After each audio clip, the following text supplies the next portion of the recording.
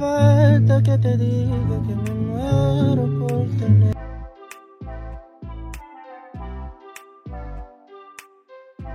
Nag-alay ng isang madamdaming kanta si Kyle Echari sa kanyang TikTok account.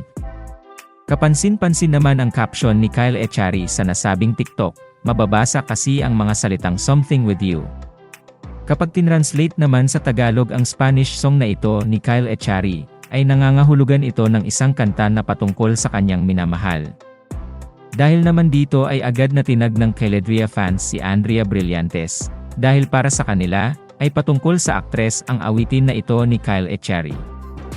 Narito at panoorin natin ang nasabing TikTok ni Kyle Echari.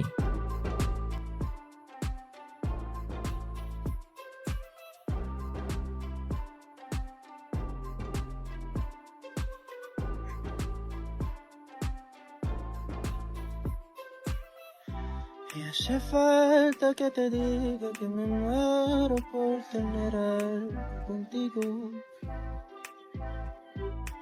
Y es que no te has dado cuenta de lo mucho que me cuesta ser tu amiga. Ya no puedo ser que mato mi vida sin desearte de una manera loca.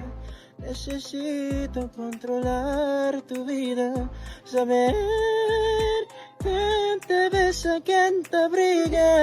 Y hace falta que te diga que me muero por tener algo contigo.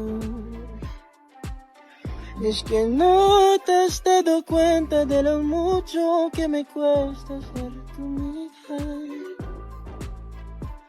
Ya me quedan muy pocos caminos, y aunque pueda parecerte desatino, no quisiera yo morirme sin tener algo contigo.